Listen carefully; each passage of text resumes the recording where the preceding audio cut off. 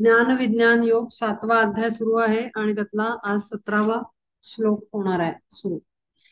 तेषां ज्ञानी नित्ययुक्त एकभक्तिर्विशिष्यते प्रियो हि ज्ञानिनोत्यर्थम महम स च मम प्रियः.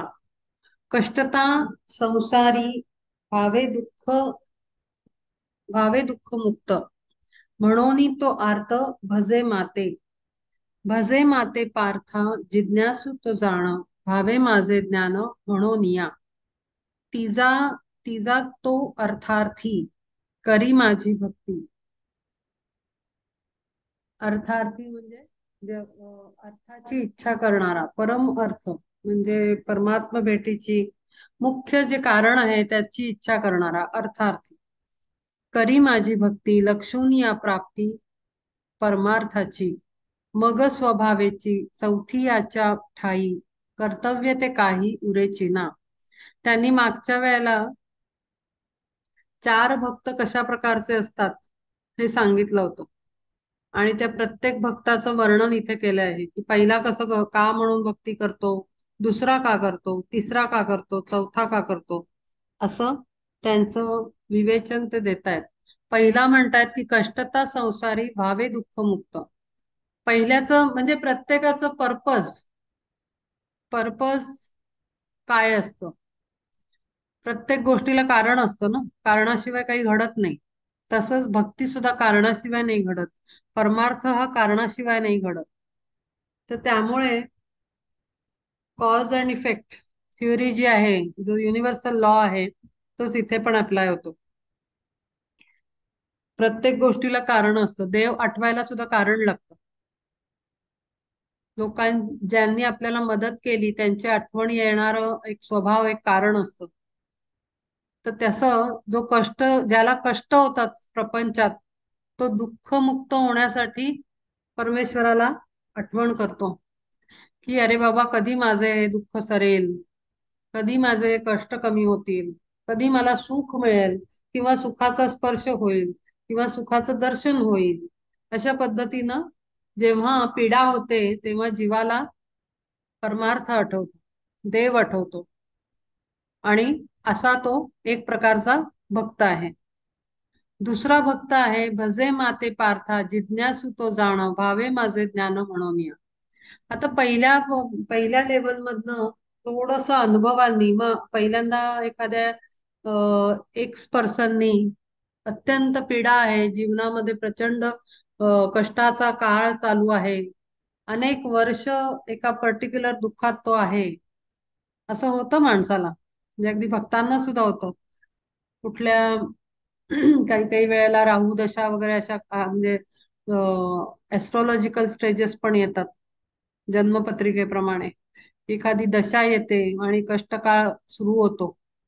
आणि मग त्या दशेमध्ये अत्यंत म्हणजे अगदी टोकाचे कष्ट होतात, म्हणजे कुठलं काही मार्गच उरत नाही. असं आपण प्रॉब्लेमच्या अगदी सेंटरमध्ये असल्यासारखं वाटतं. आणि त्यावेळेला आठवण येते. मग त्या आठवणीमुळे ती जी आठवण असते ना ती आर्त म्हटलंय त्यांनी, अगदी कळकळीनं होत असते. आणि त्यामुळे कळकळीनं काढलेल्या आठवणीला समोरनं उत्तर प्रतिसाद पण येतो, निश्चित येतो. येतो म्हणजे काय की दुःखावर फुंकर घालणारं कोणीतरी मिळतं, काहीतरी सोल्युशन निघतं. थोडक्यामध्ये कुठेतरी मनाला स्थिर होण्याची स्थिती येते. आणि त्या क्षणी त्या एक्स पर्सनला वाटतं की अरे मी साथ घातली आणि देवानी माझा आवाज ऐकला, मला उत्तर दिलं, माझ्याकडे पाहिलं. मग असं झाल्यानंतर विश्वास बसतो की नाही देव आहे, गुरु आहेत, जे कोण ज्याला आवाज दिला असेल ती शक्ती आहे. काही लोक सांगतात गणपतीचा मला अनुभव आला, माझ्या हाकेला धावून येतो. कोणी म्हणतं हनुमान धावून येतो, कोणी देवीचं नाव घेतं. प्रत्येक जण वेगळं वेगळं असतं श्रद्धास्थान. तर त्या पद्धतीनं अनुभव आला की अरे नाही ही शक्ती आहे. मग असा एकदा अनुभव, मग एकदा आल्यानंतर असं वाटतं की जेव्हा जेव्हा प्रॉब्लेम येईल, कष्ट येतील प्रपंचात, तेव्हा तेव्हा परत तीच शक्तीची आठवण होते. एकदा, दोनदा, तीनदा, चारदा. मग कुठेतरी असं वाटायला लागतं नाही आपल्या ह्या जीवनातल्या शक्तींपेक्षा, आपल्या शारीरिक, बौद्धिक, मानसिक शक्तीपेक्षाही वेगळी कोणती तरी शक्ती आहे, जी या प्रपंचात आणि सर्व सृष्टीत कार्य करत आहे. मग ती शक्ती कोण, हे तपासून बघण्याची इच्छा व्हायला लागते. की काय आहे बाबा, कोण आहे परमात्मा? दिसत नाही. कोणाच्या तरी रूपाने येतो मदत करायला. मग तो दिसत का नाही? मग त्याची लक्षणं काय आहेत? तो कसा कसा आणि कुठे सापडतो? त्याला कसं गाठायचं?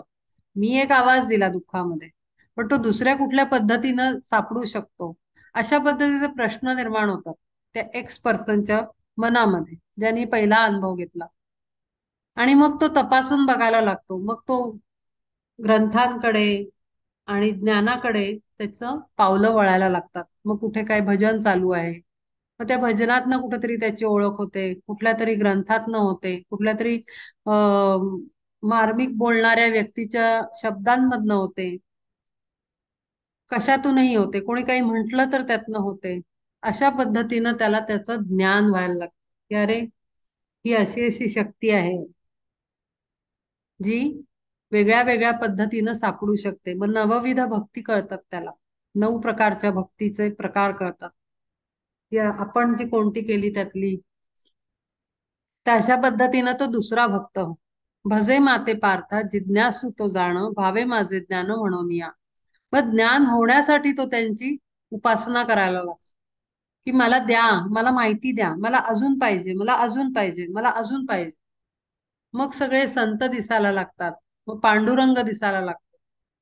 दुसरे देव दैवत दिसायला लागतात. मग मग संत, वेगळ्या वेगळ्या प्रदेशातले संत, त्याची जाणीव व्हायला लागते. मग त्या संतांचा मार्ग कोणता? मग अरे, हा भक्ती मार्ग, हा ज्ञान मार्ग, हा योग मार्ग, प्रत्येकाचे मार्ग वेगळे. असं करत करत करत तो पुढे पुढे पुढे पुढे सरकायला लागतो. तो जिज्ञासू. तिचा तो अर्थार्थी करी माझी भक्ती, लक्षुनी या प्राप्ती परमार्थाची. मग त्याला जेव्हा कळतं की अरे, एवढे 4-5 मार्ग आहेत आणि त्या चारी पाचही मार्गांवरनं जो जो चालतो तो शेवटी त्यालाच जाऊन मिळतो, हा अर्थ कळल्यानंतर त्या अर्थ गाठण्यासाठी म्हणून भक्ती करतो. ते लक्ष ठेवून भक्ती करतो की नाही, आता मलाही त्याच्याशी एकरूप व्हायचंय, भेट घ्यायचे, जे काय असेल ते. की माझा हा प्रपंच परमार्थ सार्थकी लावा, किंवा मला या भवसागरातनं तारून न्या, जे काही इच्छा असेल ती, पण पूर्ण अर्थ कळून तो भक्ती करतो. लक्षणीय प्राप्ती परमार्थाची त्याचं टार्गेट असतं, त्याचं फिक्स एक ठरवलेलं असतं की मला हे पाहिजे. आणि जेव्हा आपलं लक्ष फिक्स होतं ना, तेव्हा ती भक्तीतली आणि श्रद्धेतली आणि साधनेतली ताकदही वाढते. कारण ती एक मार्गी, वन पॉइंटेड होते.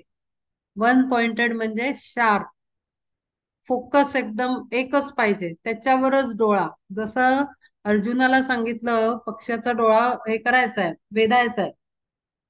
बाकीच्यांनी कुठे कुठे कुठे पाहिलं, पण व्हिजनचा पॉइंट कुठे आहे, त्यांनी एकदम फोकस्ड, वन पॉइंटेड होता तो अर्जुन. त्याला डोळा म्हणजे डोळाच दिसला, बाकी इकडचं तिकडचं काही दिसलं नाही. कोणाला झाडं दिसत होती, कोणाला फांद्या दिसत होत्या, कोणाला अख्खा पक्षी दिसत होता, कोणाला 4 पक्षी दिसत होते, पण त्याला फक्त डोळा दिसला. त्याला म्हणतात वन पॉइंटेडनेस.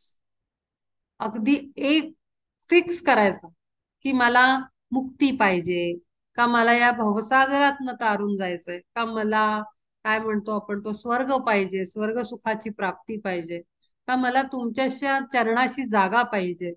अनेक प्रकारच्या आहेत या वेगवेगळ्या पद्धतीच्या या ही काय म्हणतो आपण साधनेचा एंड या पद्धतीनं होतो. अनेक प्रकार आहेत, तुम्ही जे मागता ते मिळतं, तथास्तु म्हणतात ते.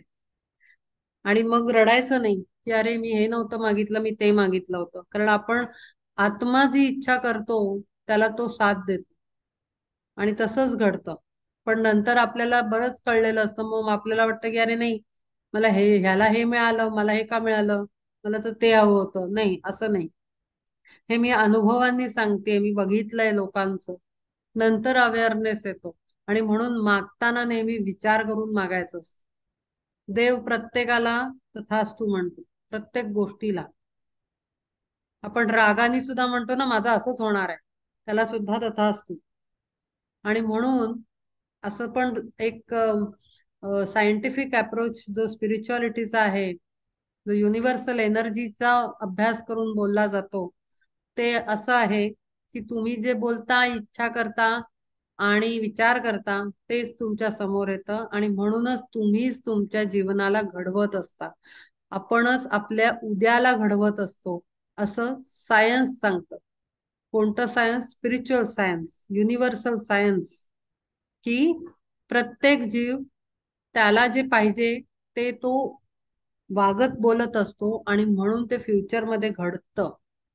म्हणजे आपला 2-4 महिन्यांचा काळ काय असेल, तो आपण आत्ता जो विचार करत असतो ना त्याच्यावर असतो. तर त्यामुळे अगदी विचारपूर्वक विचार करावे, आणि विचारपूर्वक वागावं, आणि विचारपूर्वक बोलावं. शब्दांवर कंट्रोल हवा, विचारांवर कंट्रोल हवा. असंच बोललो बरोबर नाही आहे. बरेच लोक म्हणतात, अरे मी तर असंच म्हणलं. असंच काय म्हंटल? ऊर्जा आहे ती, निघाली तोंडातनं. उद्या झालं तसंच, मग डोकं फोडायचं. आणि म्हणून विचार करून मागितलं पाहिजे, विचार करून बोललं पाहिजे. आणि सगळं विवेक, विवेक तोच आहे की जो योग्य निर्णय घ्यायला लावतो आपल्याला. हा तिसरा भक्त झाला. आणि चौथा कोण आहे? मग स्वभावेची चौथी याच्या ठाई कर्तव्य ते काही उरेची ना. मग इथपर्यंत आल्यानंतर शेवटी त्याला काही उरतच नाही. अरे मला जी योग्यता आहे ते तो देणार आहे. मी ज्यासाठी काय म्हणतो आपण डिझर्व करतो, डिझर्विंग कॅन्डिडेट, जे मी डिझर्व करतो ते मला देईल. त्याची मी चिंता करायची गरज नाही. माझं काम आहे स्वच्छ हृदय ठेवणं, उत्तम विचार ठेवणं, भाषा, प्रत्येक कर्म प्युरिफाईड असणं, इतकं आपलं कर्तव्य आहे. एवढं केल्यानंतर आपण जे डिझर्व करत असतो आपल्याला तो देव देव देव काय, आपलं कर्मच आपल्याला देत असतं. आणि म्हणून तो पूर्णपणे शांत होतो. असा चौथा भक्त आहे, ज्याला सगळं कळून चुकलेलं आहे. त्याला कशाचं काही कर्तव्यच उरत नाही की मी हे केलं पाहिजे, मी इकडे धावलं पाहिजे, मी चारधाम केलं पाहिजे, मी यात्रा केल्या पाहिजे, मी प्रत्येक देवस्थान बघितलं पाहिजे, मी गंगेत डुबकी मारली पाहिजे. मग नर्मदा राहिली, नर्मदा मग गंगा राहिली, गंगेनंतर यमुना राहिली. काही आवश्यकता नाहीये. खरंच सांगते हे गोष्ट, अक्षरशः खरं सांगते, हा अनुभव घेतला या या लाईफ टाईम मध्ये, की जर घडायच्या असतात ना त्या गोष्टी आपोआप घडतात. त्याच्यासाठी प्लॅनिंग करावं लागत नाही, त्याच्यासाठी धावपळ करावी लागत नाही. जर तुमच्या शरीराला या गंगा स्नान व्हायचं असेल तर तो योग कसाही येतो आणि ते गंगा स्नान होतं. तुम्हाला अमुक एखाद्या व्यक्तीला च्या नशिबात असेल तेवढी पुण्याई की चार धाम घडावं, किंवा कुठल्याही देवस्थानाचं कुठलं काय म्हणतो आपण ते ज्योतिर्लिंगाचं दर्शन, देव्यांचं दर्शन, जी काही यात्रा असेल, ज्याला म्हणतात ना ते देवस्थान बोलावतं, ती शक्ती बोलावते आपल्याला. इतकं सामर्थ्य आपण क्रिएट करावं की दैवतानी स्वतः आपल्याला आमंत्रण द्यावं. हे आपल्या हातात आहे. आणि ते कसं घडेल? अहंकाराने नाही, तर उत्तम कर्मानी, उत्तम विचारांनी, प्युरिफिकेशन, कॅरेक्टर बिल्डिंग. आपण तेवढं दर्जाचं जगावं म्हणजे पुढचा दर्जा आपोआप मिळतो. इवन काही लोक म्हणतात की माझी तर खरी पोझिशन ही पाहिजे, मी या जॉब साठी सांगते, मी पोझिशन नोकरी करायला जातो, मी तर अमुक अमुक पोझिशन साठी डिझर्व करतो, पण मला इथेच मिळालं. आपल्याला वाटतं की कंपनीनी नाही दिलं, ज्यांनी इंटरव्ह्यू घेतला त्यांनी मला पोझिशन नाही दिली, किंवा आणखीन काही पॉलिटिक्स, कदाचित तिथला कोणी ओळखत असेल त्यांनी माझं काम नाही होऊ दिलं. पण असं नाहीये. ती व्यक्ती जे डिझर्व करत असते, अक्षरशः, म्हणजे मी मराठी शब्द एक वापरते जो चांगल्यासाठी वापरला जात नाही, लायकी. ऍक्च्युली आपण ज्यासाठी लायक असतो तेच आपल्याला मिळत असतं. मग ते परिवार मिळू देत, माणसं मिळू देत, नोकरी असू देत, समाजातलं स्थान असू दे, पारमार्थिक स्थान असू दे, आपल्या सोलची जेवढी लायकी असते तेवढं आपल्याला मिळतं. ते कोणीही काढून घेऊ शकत नाही आणि कोणी तुम्हाला देऊ शकत नाही. दोन्ही आहे. आणि म्हणून आपण त्या लायक बनण्याचा प्रयत्न करायचा. आपल्या हातात एकच काम आहे, आपले विचार चांगले ठेवणं, कर्म चांगलं ठेवणं, दृष्टी चांगली ठेवणं आणि सच्चेपणानं वागणं, स्वच्छ शुद्ध कॅरेक्टर ठेवणं. हे फक्त आपल्या हातात आहे. आणि ते सुद्धा आत्म्याच्या देखरेखीखाली. आत्मा आरूढ पाहिजे. मग पुढचा जर्नी तर आपोआप होतो. काही करावं लागत नाही. खूप धडपडताना बघायला मिळतं लोकांना, म्हणजे अगदी स्पिरिच्युअल पाथवर सुद्धा. म्हणजे आता माझंही एका स्कूलला मी बिलॉंग करते, तिथे मला लोक धडपड धडपड धडपड करताना दिसतात, बाहेरही दिसतात. पॉलिटिक्स तर आपण बघतोच, पण आपल्याला वाटतं पॉलिटिक्स आहे, पॉलिटिकल पार्टीज आहेत म्हणून खराब आहे. पण आपल्याला ते पॉलिटिक्स सगळीकडे दिसतं. अगदी स्पिरिच्युअल पाथ सुद्धा सुटला नाहीये त्याला. पण काही करायची आवश्यकता नसते. तुम्ही तुमची बाजू क्लीन करा, आपोआप पदरात येऊन पडतं. कोणी रोखू नाही शकत. हा माझा स्वतःचा अनुभव आहे. तर त्यामुळे हे सगळ्या पद्धतीनं जेव्हा सच्चेपणाने तयार होतो ना, त्याला कर्तव्य उरत नाही काही करायचंय म्हणून. पर्पजफुली नाही करत आहे, अनकंडिशनली, अनइंटेन्शनल जे असतं. मग तिथे तो चौथा जो आहे, तो भक्त, त्याचं स्वतः देव काळजीवात, परब्रह्म काळजीवात, की याला कुठे ठेवू, कसं करू, याला काय द्यायला पाहिजे, कधी द्यायला पाहिजे, कधी योग्यता होते. मग ती योग्यता येण्यासाठी पुढचं सांगते. ती एखादी पर्टिक्युलर स्पिरिच्युअल लेव्हलवर तुम्हाला पोचायचं असेल तर ती तयारी सुद्धा ते स्वतः उतरून करून घेतात तुमच्या पुढे. ती सुद्धा धडपड मग करावी लागत नाही. अगदी कोड कौतुक केलं जातं आपल्यात. म्हणून आपण बघतो ना, ते जे जेवढे आपण संतांची चरित्र किंवा आपण मराठी मूवीज आपण बघतो, कुठलेही संत घ्या, नामदेव महाराज, ज्ञानेश्वर महाराज, चोखामेळा, किंवा तो कुंभार, गोरा कुंभार, कशा आहेत त्यांच्या मूवीत. आपल्याला वाटतं की नाही, काहीतरी जादू दाखवतात, हात आले, मूल मिळालं, म्हणजे आउट ऑफ द बॉक्स वाटतं ते. आपल्याला वाटतं हे काहीतरी बहुतेक बनवलं असेल. पण असं नाहीये. जो त्याचा लाडका असतो त्याचे लाड तो स्वतः पुरवतो.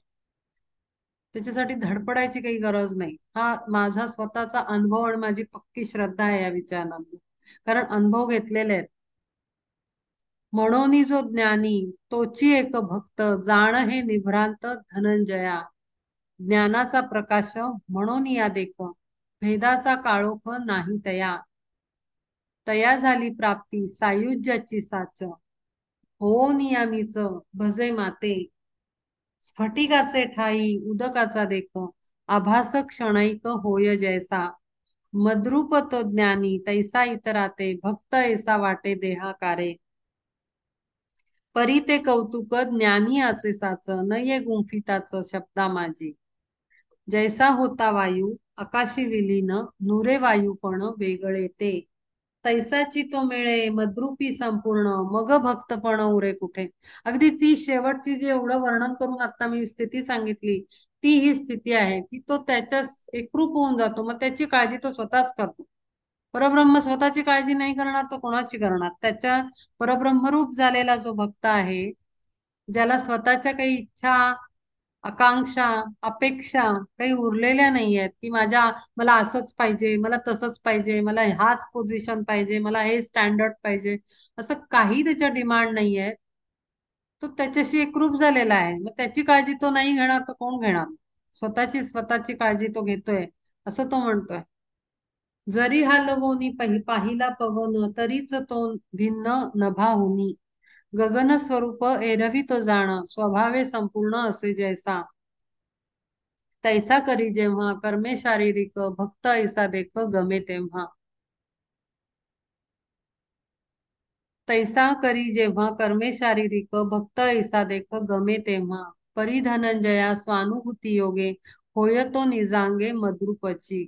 हा स्वानुभूती म्हणजे स्वतः अनुभव घेतला तर कसा, तर चार पद्धतीनं, की पहिले आवाज दिला, मग मी सगळं पूर्ण एक्सप्लेन केलं. त्या पद्धतीनं जेव्हा स्वानुभूतीनं आत्मा जागा होतो आणि तो परमेश्वर स्वरूप होतो, तेव्हा तो वेगळा राहत नाही. गगन स्वरूप एरवी तो जाण स्वभावे संपूर्ण असे जेव्हा.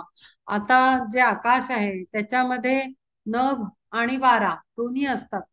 आपल्याला दिसायला संपूर्ण गगन दिसतं, पण ते सेपरेट पण आहेत आणि एकत्र पण आहेत. अगदी तशी स्थिती भक्ताची असते. समाजात दिसायला तो दुसऱ्या जीवांना आणि आत्म्यांना तो वेगळा कर्म करताना दिसतो, पण तो असतो पूर्ण त्याच्याशी एकरूप, असं त्यांनी वर्णन केलेलं आहे.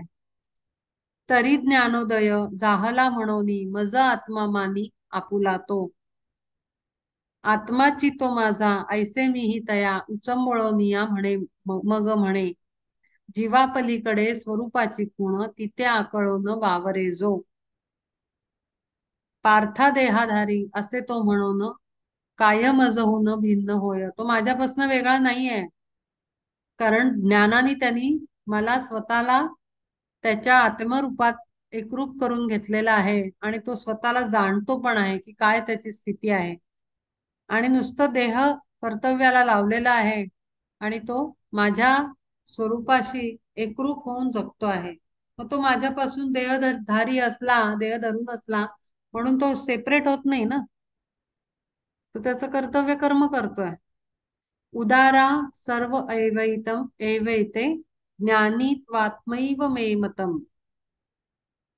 आस्थित सही युक्तात्मा मामे वानु तमागतिम. ऐक म्हणून कोणीही झाले माझे भक्त साधावया हित आपुलाले. तरी जयामीच आपुला सामानी ऐसा भक्त ज्ञानी एकचितो. दुभ त्याची आस ठेवून या फास बांधिती पायास धेनुचिया. तरी परी दोरे विण सदृढ तोसाचा कैसा वासराचा स्नेहपाश. तन मन प्राणे दुजे काही नेणे देखे त्याते म्हणे माय माझी. ऐसा एक भाव जाणोनी वत्साचा धेनुसीही त्याचा कुठे पान्हा. म्हणून असाच बोलते यथार्थ देखा रमानाथ बोलिला जे. असो मग देव म्हणे पंडुसुता दुजे भक्त आता वर्णिले जे. तेही सर्व आम्हा आवडती भले परी ते आगळे ज्ञानी भक्त.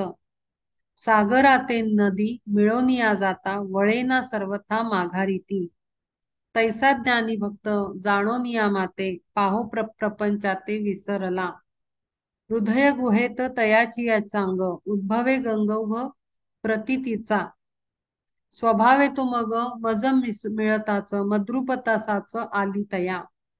पार्था आता मीच झाला तो साचार सांगू काय फार बोलोनिया. ज्ञानी भक्त माझा आत्माची तो जाण वस्तुता ही खुण न बोलावी. न बोलावी परी दाविली बोलोन गेलो मी भुलोन काय करू. जसं गाय आणि तिचं वासरू यांचं नातं आहे, तसंच नातं आपलं आणि त्या परब्रह्माचं असतं, असं त्यांनी वर्णन केलंय. आणि मग तो पूर्ण त्याच्याशी एकरूप झाल्यानंतर तो परत वापस जात नाही. जशी सागराला नदी मिळाल्यानंतर पुन्हा प्रपंचात तो वापस, नदी वेगळी नाही होऊ शकत, एकदा ती मिसळून गेली सागरात की. आपल्याला असं दिसत नाही, आणि जे बाहेर दिसत नाही सृष्टीत ते आपल्यातही असत नाही, कारण आत आणि बाहेर दोन्ही एकच आहे ना, पिंडी आणि ब्रह्मांडी. तर त्यामुळे जसं आपल्याला बाह्य जगामध्ये सृष्टीमध्ये दिसतं तीच उदाहरणं सगळी इथे दिलेली आहेत पूर्णपणे, कारण जे आतमध्ये आहे तेच बाहेर आहे. ह्या नियमाप्रमाणे एकदा तो ज्ञानी भक्त त्याला परब्रह्म कळलं आणि त्या दोघांची अवस्था कळली, नातं कळलं, की तो जरी प्रपंचात असला तरी तो विसरत नाही आणि तो प्रपंचात रमूनही पूर्ण जात नाही. त्याच्या हृदय गुहेत तयाची अचांग उद्भवे गंगौघ प्रतीतीचा. प्रचिती म्हणजे आत्मानुभवाचा अनुभव त्याला येत राहतो हृदयाच्या गुहेत. तो पुन्हा प्रपंचात मिसळू नाही शकत. तो ऑलरेडी एकरूप झालेला आहे. त्याला वेगळं नाही काढू शकत. अशी ती स्थिती आहे. बहुनाम जन्मनामंते ज्ञानवान माम प्रपद्यते वासुदेव सर्वमिती स महात्मा सुदुर्लभ. की तो विषयांच्या दाटझाडीतून संकटे टाळून षड्रिपूंची सद्वासना रूप पहाडावरती येऊनी निश्चिती ठाकलागा. निषिद्ध कर्माचा झोका आडमार्ग सर्वथा तो मग डावलोनी. धरोनी सत्संग स्वीकारोनी चांग सरळ सन्मार्ग सत्कर्मांचा. आणि फलाशेचे जे का पादत्राण दूर ते फेकोन अनवाणी.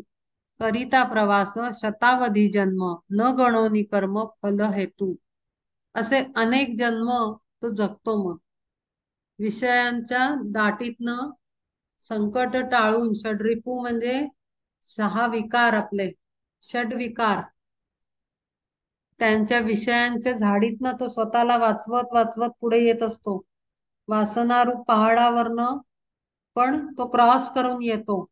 निषिद्ध कर्मांचा आडमार्ग टाळतो, डावलतो. तो जात नाही त्या मार्गाला. आणि सत्संग धरून सरळ सन्मार्गाच्या मार्गाने सत्कर्म करीत. आणि मुख्य म्हणजे शेवटची लाईन आहे, फलाशेचे जे का पादत्राण दूर ते फेकोन अनवाणी. फळाची आशा प्रत्येक कर्मामध्ये अपेक्षा न ठेवता ती पादत्राण पायातल्या चपला अपेक्षेच्या फेकून अनवाणी चालत जातो. अनेक जन्म त्याला घ्यायला लागले. शतावधी जन्म न गणोनी कर्म फल हेतू. कर्मफलाचा विचार न करता अनेक जन्म तो घेतो. त्याला काही दुःख नसतं त्याचं. एकलाची सर्व संग परित्याग करोनिया चांग धाव घेता. देहता देहतादात्म्याची संपोनिया रात जाहली प्रभात कर्मक्षये. गुरुकृपारूप उजळली उषा तेणे दाही दिशा तेजोमय. मग असे अनेक जन्म काढल्यानंतर, अनेक जन्म का काढायचे मग एवढी तयारी झाल्यानंतर, असा प्रश्न पडला असेल. अनेक जन्म जन्म यासाठी घ्यायचे कारण आत्म्याला मी अनेकदा सांगितलंय आणि पुढेही सांगत राहणार, एक्सपिरियन्स घ्यायचा असतो. कारण प्रत्येक ह्याच्यातला एक्सपिरियन्स वेगळा असतो. श्रीमंत अवस्थेत असताना सुद्धा अशा पद्धतीनं भक्ती करून जगणं वेगळ्या पद्धतीचा एक्सपिरियन्स राहील सोलचा. गरिबीमधनं वेगळा एक्सपिरियन्स राहील. स्त्री म्हणून वेगळा चॅलेंजेस ना फेस करून एक्सपिरियन्स राहील. पुरुष म्हणून वेगळा एक्सपिरियन्स राहील. आणि म्हणून अनेक इच्छा असतात, अनेक एक्सपिरियन्सेस घ्यायची इच्छा असते आत्म्याची. सगळ्या गोष्टी चाखून बघायच्या असतात. कारण त्याच्याशिवाय आपण म्हणत नाही ना की हा हे पूर्ण. म्हणजे आता आपण हा थोडा विषय बाजूला ठेवू.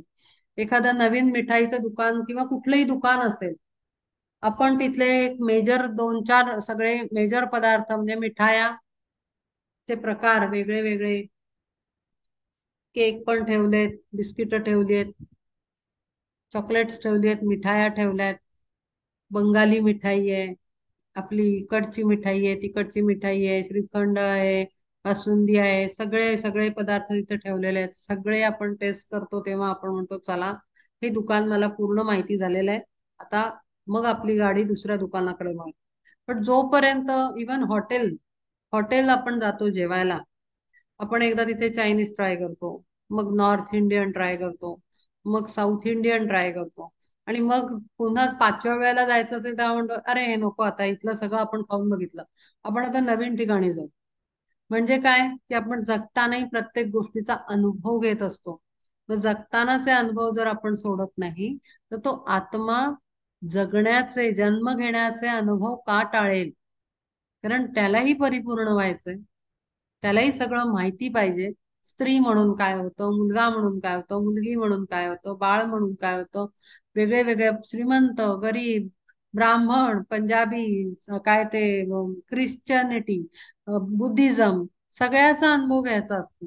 प्रत्येक अनुभवातनं त्याला जायचंय. मग वेगळे वेगळे फील्ड, वेगळी वेगळी शिक्षण, वेगळे वेगळे दर्जे, आणि म्हणून तो आत्मा जन्म घेत असतो. आणि म्हणून किती जन्म झाले तरी तो सर्व संग परित्यागानी, कारण त्याची बैठक बसलेली आहे आत्म्याची, त्यामुळे तो सर्व संग परित्याग म्हणजे सर्व अगदी डिटॅच होऊन तो जगत असतो. करोनिया चांग धाव घेता, देह तादात्म्याची संपोनिया रात, जाहली प्रभात कर्मक्षय. आणि मग त्याच्यानी कर्मक्षय म्हणजे काय? संपणे. जेव्हा अशी वेळ येते तेव्हा गुरु भेटायला लागतात. दर जन्मात गुरु भेटतात. ते सुद्धा अनेक जन्म असतात बरं का. गुरु भेटला म्हणजे एकदा एका जन्मात गुरु भेटला म्हणजे झालं संपलं, असं नाहीये. कहाणी संपत नाही तिथे. आपले गुरुही आपल्या बरोबर अनेक जन्म येत असतात मार्ग दाखवायला वेगळ्या वेगळ्या रूपाने. तर त्यामुळे अनंत जन्मांचे ते गुरु असतात आपले. आपली जी अवस्था असेल आत्म्याची त्या पद्धतीनं गुरु मिळतो. ते गुरुही तेवढे जन्म आपल्याला गाईड करत राहतात. आणि त्या प्रत्येक गुरुकृपेने कर्मक्षय होऊन गुरुकृपा रूप उजळली उषा, तेणे दाही दिशा तेजोमय. ज्ञान बालार्काचा होताची उदय, देखे तो ऐश्वर्य ब्रह्मैक्याचे. आणि मग ती उत्तम अवस्था येते ब्रह्मैक्य होण्याची. मग जेथे पाहे तेथे मीच आहे, आणि स्वस्तर आहे तरी मीच. असो हे सर्वत्र तया लागी पाही, दुजे काही नाही माझ्या विण. पण मी एक गोष्ट सांगते, माझं ऑब्झर्वेशन, म्हणजे मी तुमच्या सगळ्यांशी कनेक्टेड असते. मला अवस्था तुमच्या आतल्या सोलच्या माहिती असतात. कधी कधी अवेअरनेसनी, कधी कधी बोलून, कधी कधी चेहरे बघून. तर मी एक गोष्ट तुम्हाला सांगते की इथे ह्या मार्गावर टाइमपास करून चालत नाही. म्हणजे ना, ढील द्यायचा नसतो, असं धरून ठेवायचं असतं स्वतःला वर. म्हणजे एखादा एखादा आपण एव्हरेस्टला जात असेल, एखादा काय माउंटेन चढायला जे माउंटेनियर्स जातात, ते हे करा ट्रेकिंग करायला, ते जेव्हा चढत असतात तेव्हा एक क्षणही त्यांचा इकडे तिकडे जाऊ देत नाहीत ते. नाही तर काय होतं, पाय घसरतो. आणि एक पडला तर कधी कधी दोघं तिघांना घेऊन खाली पडायचा. तर त्यामुळे प्रत्येकाला, त्या माउंटेनियर्सना, ते माउंटेन चढताना, ट्रेकर्सना एक एक क्षणाला पायाखाली लक्ष द्यावं लागतं की मी बरोबर पाय टाकतोय ना, मी बरोबर चढतोय ना, माझा बॅलन्स, माझं लक्ष, कॉन्सन्ट्रेशन व्यवस्थित आहे ना. हे एक एक क्षण जोपर्यंत तो पॉइंटला पोहोचत नाही, त्याच्या टार्गेट पॉइंटवर, तोपर्यंत तो सतत लक्ष देऊन असतो स्वतःकडे, स्वतःच्या चालण्याकडे आणि मार्गाकडे. तीन गोष्टींकडे: मार्ग, पावलं कशी पडतायत, आणि स्वतःकडे. सेम गोष्ट स्पिरिच्युअल पाथवर करायची असते. तो म्हणत नाही की नाही हो, मला जमून नाही राहिलं, तुम्ही खूप शिकवताय पण मला जमून नाही राहिलं. मग ते डोंगर चढायला नेणारी कंपनी असते, ती म्हणे तुम्ही पुढच्या वर्षी या. तुम्ही तयार नाही आहात. ट्रेकिंगच्या कंपन्या असतात, ते काय ग्रुप असतात, ते म्हणतील, ऑर्गनायझर म्हणतील नेक्स्ट टाइम ट्राय करा, यंदा नको. तुम्ही तयारी करा पहिले तुमची, कारण तुम्हाला सांभाळत बसलो तर पुढे जे चालणारे आहेत ते पोचणार नाहीत ना. त्यांना जे मागे बसलेत त्यांचीच काळजी घेत बसावी लागेल. आणि म्हणून मला जमत नाही, अवघड वाटतंय, हे शब्द तिथे चालत नाहीत. मी अगदी ऍक्युरेट एक्झाम्पल देते. आणि तसंच स्पिरिच्युअल पाथवरच असतं. जेव्हा आपण करायला आलो, मग तिथे फोकस, कम्प्लीट फोकस.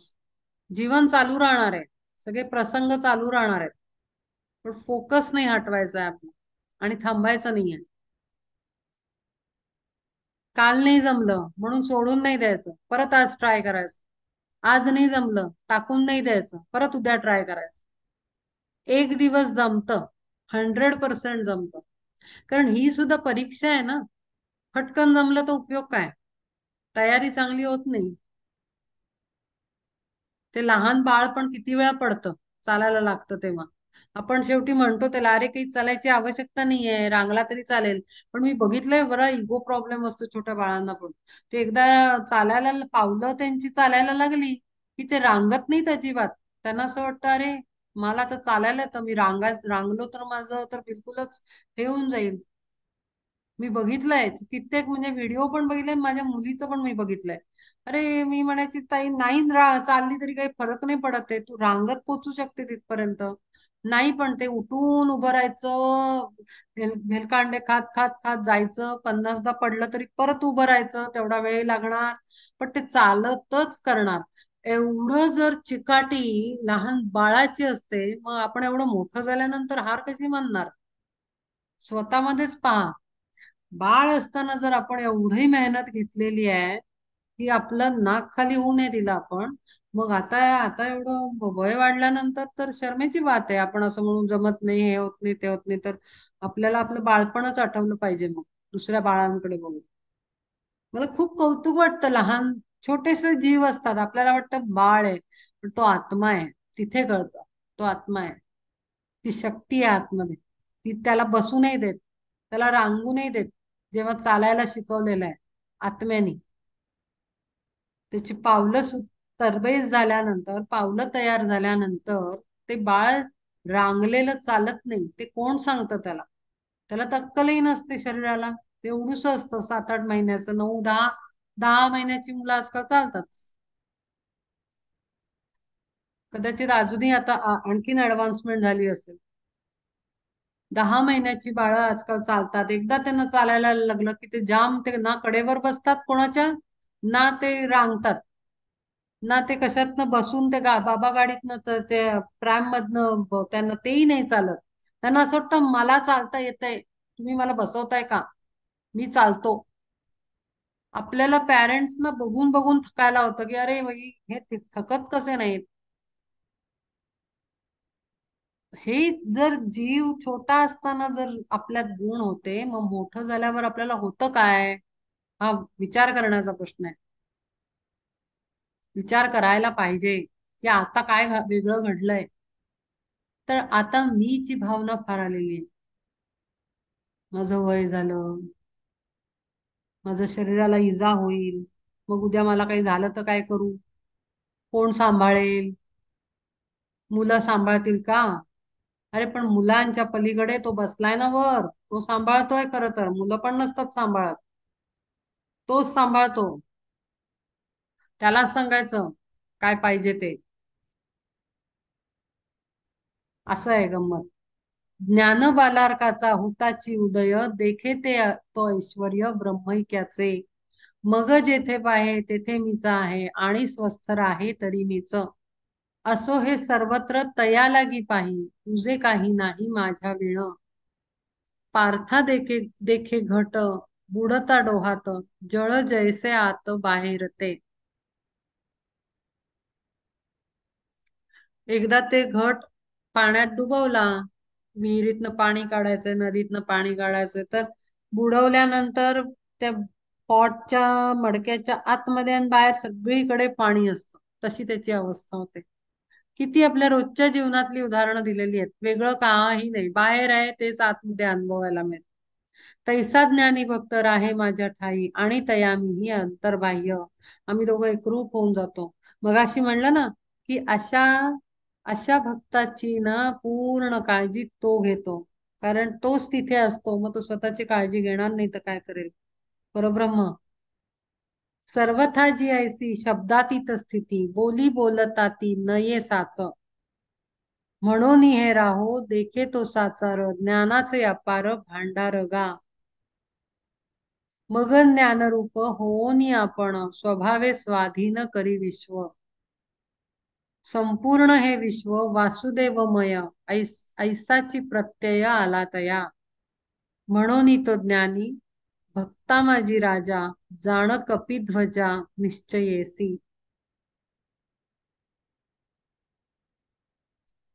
कपिध्वजा म्हणजे तो त्याच्या ह्याच्यावर, जो रथ आहे त्याच्या रथावर जो ध्वज लागलेला आहे तिथे मारुती बसलेला आहे. मारुतीची भक्ती कशी होती? भक्तां माझी राजा जाण कपिध्वजा. भक्ती ही भक्ताचं उत्तम लक्षण म्हणजे हनुमंत त्याच्या हृदयात सुद्धा राम होता. त्याच्या कितीतरी गोष्टी आहेत की त्याने त्याला सीतेनी माळ दिली आहे माणिक मोत्यांची. त्या एक एक माणकाला त्यांनी फोडून बघितलंय त्यात राम आहे का. तिला आला राग, मी चांगली आहे दिली तू का फोडून राहिला ते एक एक एक एक मणी त्यातले. तो म्हणतो ज्याच्यात राम नाही ते मला नको, ते माझं नाहीये, त्याच्याशी माझं काही काम नाही ज्याच्यात राम नाही. ही आहे ती भक्ताची भक्त स्थिती आणि हीच आहे ती शरणागती. शरणागत व्हावं गुरुला तर हनुमंतासारखं आदर्श हनुमान हवा. त्याच्या हृदयात सर्वात मध्ये राम होता, रामाशिवाय काही नव्हतं त्याच्याकडे. आणि असा तो भक्त हनुमंतासारखा कपिध्वजासारखा होतो. प्रतीती भांडारी जयाच्या साचार विश्व चराचर साठवले. ऐसा तो महंत श्रेष्ठ ज्ञानी भक्त दुर्लभ बहुत धनुर्धरा. जयाची भजने परिभोगासाठी ऐसे भक्त होती बहु असं. आली आशा रूप नेत्र रोगे पार्था दृष्टी दृष्टीसी मदंता तयाची या.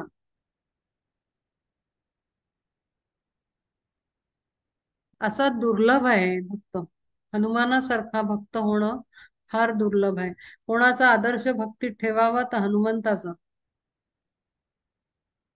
आपल्याला टार्गेट एकदम प्रॉपर पाहिजे, परफेक्शन पाहिजे त्या टार्गेट मध्ये. म्हणजे मग बरोबर ती शक्ती आपल्यात रिफ्लेक्ट व्हायला लागते, ट्रान्सफर होते. आपण ज्याला म्हणून म्हणतात ना ते तुम्ही आदर्श कोणाला मानता असं विचारलं जातं. काय तुमचा आदर्श जसा आहे तसे आपण बनतो. आणि म्हणून हमेशा टार्गेट एकदम एव्हरेस्ट पॉइंट असं टॉप पॉइंट वर ठेवायचं असतं. मी कॉलेजमध्ये पण मुलांना सांगायची चांगलं ध्येय ठेवा, एकदम टॉप मोस्ट ध्येय ठेवलं ना तर 100% आपल्यात मेजर चेंजेस येतात. आपण जर म्हणतानाच म्हणलं एव्हरेस्ट बेस कॅम्प पर्यंत पोहोचू तर मग ते तिथपर्यंत सुद्धा जाणं कठीण होऊन बसेल. खालच्याच कुठल्या तरी गावामध्ये थांबू आपण. पण जेव्हा आपण म्हणू नाही एव्हरेस्टचा पीक पॉइंटच माझा टार्गेट आहे, तेव्हा आपण बेस कॅम्प 1, 2, 3 पर्यंत पोहोचू. आणि म्हणून टार्गेट बेस्ट पाहिजे आपलं. मग आपण म्हणू नाही माझी तेवढी आहे, नाही नाही मला जमत नाही अवघड आहे. त्याचं उत्तर मागच्या श्लोकामध्ये दिलेलं आहे किंवा मगाशी मी सांगितलंय. त्याला काही अर्थ नाहीये.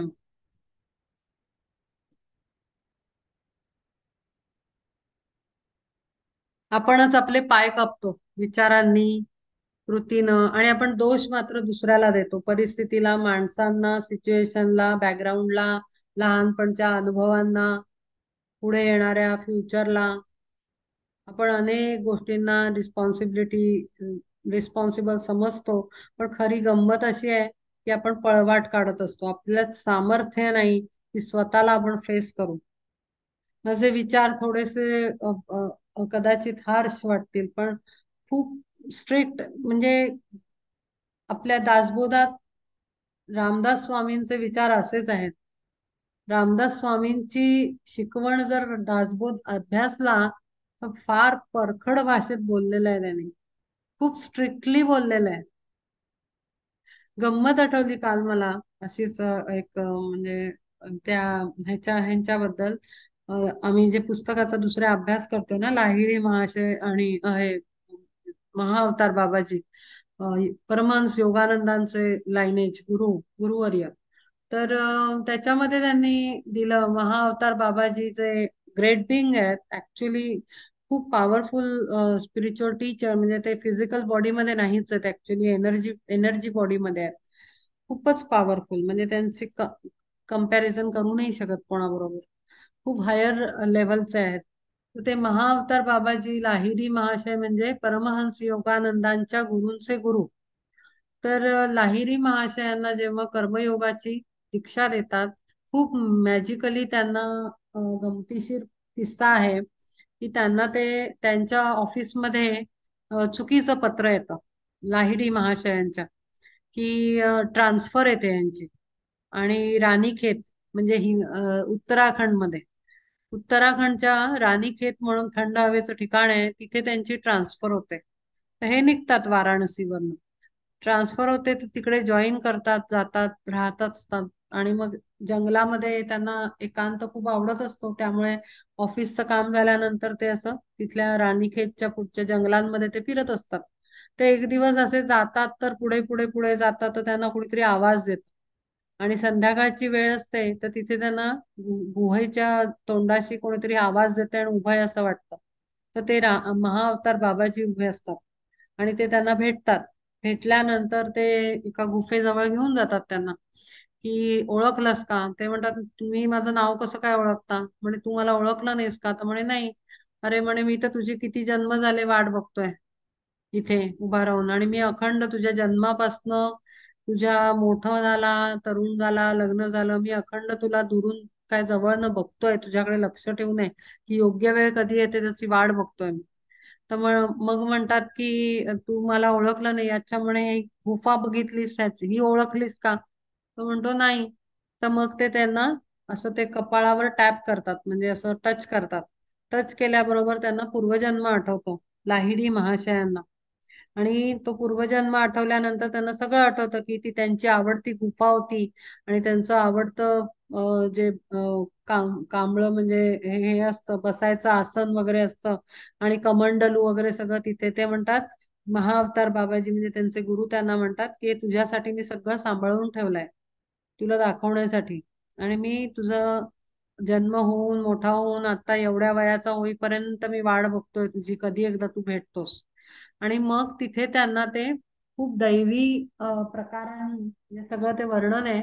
एक महाल उभा करतात आणि त्या महालामध्ये त्यांना क्रियायोगाची दीक्षा देतात. बरं, सगळं झालं, दीक्षा दिली, एक रात्र ते ठेवून घेतात आणि मग म्हणतात, आता तुला जावं लागेल.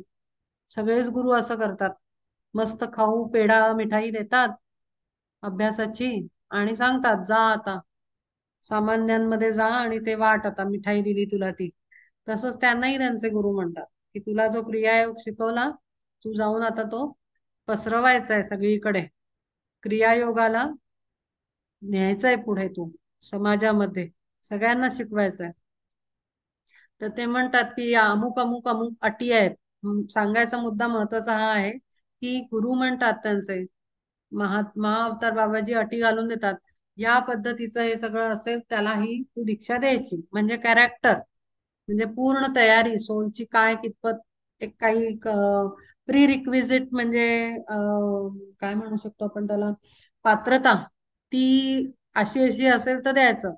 तर ते सगळं ऐकल्यावर ते लाहिरी महाशय त्यांना म्हणतात, की अहो हे तर कठीण आहे, असं इतक्या अटी आपण घातल्या तर ते देणं कठीण होईल, त्याचा प्रचार होऊ नाही शकणार, कारण सामान्य लोक, तिथे परिस्थिती वेगळी आहे लोकांमध्ये. वाराणसीत राहत होते ते तेव्हा. तर ते लोक फार प्रपंचात गुरफटलेली आणि अशी आहेत, त्यांना जर एवढं काटेकोर आपण एक्सपेक्टेशन्स ठेवल्या त्यांच्याकडनं, किंवा पात्रतेचे नियम हे ठेवले, तर अवघड होऊन बसेल. पाहिजे तसा क्रियायोग स्प्रेड होणार नाही. ह्यातले काहीतरी ढील द्या तुम्ही काही नियमांना, असं करून ते बरेचसे नियम त्यांना काढायला लावतात. आणि काढायला लावल्यानंतर ते म्हणतात, आता ठीक आहे, आता बऱ्यापैकी लोकांना मी देऊ शकतो. हा सेम एक्सपिरियन्स सेम टाईपनी श्री पण त्यांच्या चरित्रात लिहिलेला आहे, सेम डिक्टो सेम लाईनेज क्रियायोगाची. त्यांचे गुरु महाअवतार बाबाजींचे शिष्य, त्यांचं नाव महेश्वरनाथ बाबाजी, तेही त्यांना बाबाजीच म्हणतात. साऊथला आहेत, केरलाला आज आहेत ते गुरु, प्रचार करतायत क्रियायोगाचा परदेशात जाऊन. तर त्यांनी सुद्धा सेम, त्यांना सुद्धा खूप अटी घातल्या, कोणालाही आयऱ्या गेऱ्या नतू करायला द्यायचं नाही, ते क्रियायोग असा फालतू नाही आहे, द्यायचा नाही कोणालाही. शेवटी त्यांनी त्यांनी सुद्धा म्हटलं, की अहो हे शक्य नाही आहे, प्रपंचात गुरफटलेल्या माणसाला आजच द्याय, पण इतक्या अटी घातल्या तर त्या कसोटीला कोणी उतरूच नाही शकणार. तर त्यामुळे तिथे नियम त्यांनी ढिले केले थोडेसे, आणि थोडा डील देऊन मग थोडासा बऱ्याच म्हणजे खालच्या लेवलवर येऊन त्यांना देण्याची परमिशन मिळाली. महाअवतार बाबाजींचे दुसरे शिष्य महेश्वरनाथ बाबाजी त्यांच्याकडनं श्री एमना. तर सांगायचा मुद्दा हा आहे की खरं तर अपेक्षा फार हायर लेवलची आहे, एक्स्ट्रीम हायर स्टेजची एक्सपेक्टेशन आहे द ग्रेट बिंग्सची. जे higher beings and great beings आहेत, पॉवरफुल सोल्स बसलेले आहेत परब्रह्माच्या खाली. लाईनेज आहे, हिरआर्की आहे. हिरआर्की म्हणजे आपण ऑफिसमध्ये असते तशी. खूप खूप पॉवरफुल हिरआर्की आहे, एकाच्या खाली एक एकाच्या खाली एक काम करून राहिले युनिव्हर्सचं. तर त्यांच्या एक्सपेक्टेशन खरं तर खूप हायर एक्सपेक्टेशन आहे. पण तरीही त्यांनी, आपले जे गुरु आले त्यांनी ती सॉफ्ट लेवलची करून आपल्याला दिली. आणि म्हणून फार काही मागून नाही राहिले. जे बेसिक आहे की थांबायचं नाहीये, मला जमत नाही असं म्हणायचं नाही, अवघड आहे म्हणायचं नाही, कुठलेही निगेटिव्ह थॉट्स आणायचे नाहीत.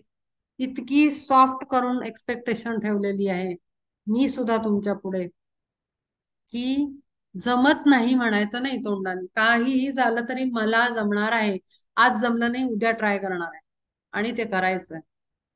असं जर केलं तर हा अभ्यास सत्कारणी लागतो. नाहीतर तो आतापर्यंत अनेक प्रवचन ऐकली, हजारो लाखो अनेक जन्म ऐकली, त्याच्यातच एक अजून एकाची भर पडेल. आणि म्हणून आपण खूप काटेकोरपणे सतत डोक्यात राहिलं पाहिजे की नाही, हे फॉलो करायचंय, हे करायचंय. दुसऱ्यांच्या दुःखाचा डोंगर डोक्यावर घ्यायचा नाहीये, दुसऱ्याच्या कर्मांचा हिशोब डोक्यावर घ्यायचा नाहीये. आपल्या बरोबर काय झालं त्याचा विचार करायचा, दुसऱ्या बरोबर काय होतंय त्याचा विचार करायचा नाहीये. तो त्याच्या कर्मांचा रिझल्ट आहे, आपल्या आपल्या याचा नाही. हे लक्षात घेणं फार आवश्यक आहे. कारण आपल्या जीवनात सुखाचे क्षण चालू असताना आपण दुसऱ्याचं दुःख घेऊन, आपण म्हणतो का तुला नको, तू आपला ऑफिसला जा, तुझा ताप मी घेतो. आपण घरातल्यांना असं म्हणतो का, नको नको तुझा आजार पण मी मला दे आणि तू आपला जा ऑफिसला. आपण ते नाही म्हणत ना. मग आपण दुसऱ्याचा आजार पण घ्याच कशाला. कोणाला काय काय होतं, कोविड झाला होता, कोणी जात होतं का मदतीला दुसऱ्याच्या? कसे घाबरून सगळे घरात बसले होते, न हेल्प करता. अशी भीती वाटली पाहिजे जीवनात जगताना, की अरे दुसऱ्याचं दुःख मी घेईन तर मी कोविड घेतलाय म्हणजे माझा मृत्यू निश्चित. 100%. कोविड घेत होतं का कोणी एकमेकांचं? ते आठवा. जेव्हा दुसऱ्याची चिंता व्हायला लागेल ना, तेव्हा आठवा की कोविड झाला, जात होतो का भेटायला. दुसऱ्याची चिंता म्हणजे दुसरा कोरोना व्हायरस आहे, जो तुमचा अंत करणार. आणि म्हणून दुसऱ्याच्या चिंता व्हायच्या नाहीत. आपलं काहीही नातं असू देत, दुसऱ्याच्या चिंता व्हायच्या नाहीत. सगळे सोयरे नाती संबंधी मित्र परिवार, दुसऱ्यांच्या अनुभवांचं बोजा आपल्या डोक्यावर घ्यायचा नाही. कोविड स्वतःला लावून घ्यायचा नाही आणि मग मी मेलो ओरडायचं नाही त्या पक्षाप्रमाणे. त्या 5व्या अध्यायात सांगितलेलं आहे. ते जरा लक्षात घेणं खूप आवश्यक आहे. आपण सगळं ऐकतो, आपण त्याला फॉलो करत नाही. आता मला आता एकदम कोविडचं उदाहरण उत्तम सुचलं. अक्षरशः कोणी मेला समोर तरी फिरकत नव्हतं. मग आपण मोठी हे करायला जातो, दुसऱ्याच्या अडचणींचं काळजी वाटवून एकदम पोखरून स्वतःला पार वाट लावून घेतो. का बरं? खूप लॉजिकल विचार करायची जरूरत आहे, खूप जास्त लॉजिकल. हे सगळं मान्य नाही वरच्या हायर बिंग्सना. आणि म्हणून आपला प्रवास लवकरात आटपण्यासाठी आपण जिम्मेदार आहोत. आपला प्रवास लांबचा करण्यासाठी आपण जिम्मेदार आहोत. तूच आहे तुझ्या जीवनाचा शिल्पकार, असं त्या आठवले का कोणीतरी म्हटलेलं आहे. ते खरं आहे. तयाची अठाई कामाचा रिघाव कर्मफली हाव म्हणून या. कामाचा संसर्ग घडे तया जेव्हा मालवे तो तेव्हा ज्ञानदीप. सेमच सांगितलंय. कामाचा म्हणजे काही काम म्हणजे काही फक्त हव्यास आणि हे नाही. हा आपण दुसऱ्याची चिंता करणं हा पण कामाचाच एक प्रकार आहे. इथे काय होतं, मालवे तो जेव्हा ज्ञानदीप, बुद्धी सगळी भ्रष्ट होते, मिळालेलं ज्ञान उपयोगात पडत नाही. पार्था ज्ञानदीप मालवता देख तयासी काळोख अंतर्बाह्य. निश्चित तुमची नैया बुडाली असं समजायचं आपण. ज्या क्षणी आपण अननेसेसरी दुसऱ्याचं ओझं आपल्या बोटीत घेऊ तेव्हा आपली बोट वजनाने डुबणार.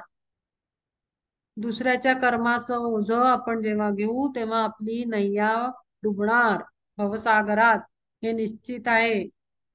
म्हणून पासीच असोनी मी दूर जाहलो साचार तया लागी. आणि म्हणून त्यांच्यापासून मीच दूर होतो.